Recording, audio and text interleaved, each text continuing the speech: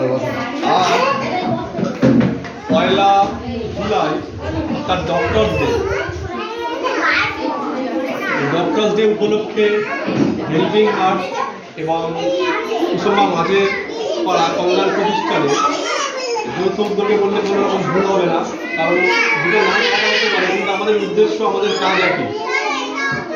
তো এই দিনে আমাদের মনে হয়েছিল কিছু শিশুদের পাশে দাঁড়ানোর জন্য, কারণ আমরা যারা এনজিও চালাই তাদের উদ্দেশ্য একটাই, আমরা একে অপরের সঙ্গে কানেক্টেড হয়ে থাকতে চাই, তাহলে হয়তো প্রতিটা মানুষের কাছে পৌঁছাতে পারবো।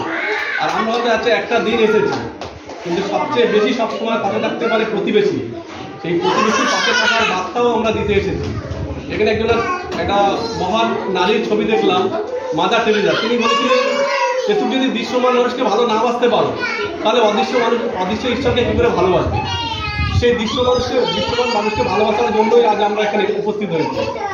আর আজকের দিনে আমার একটা বন্ধুর মাও মারা গিয়েছে, খুব আমার একটা ক্লোজ বন্ধু।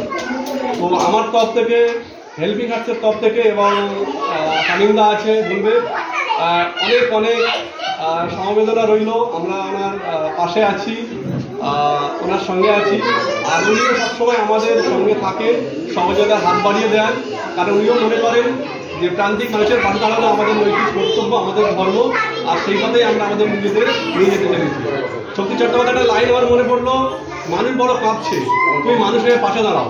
সেই পাশে দাঁড়ানোর ভূমিকা হেল্পিং হার্ট, কুসুমা মাঝের পাড়া কল্যাণ সমিতি এবং আমার যে বন্ধু সেই বন্ধু।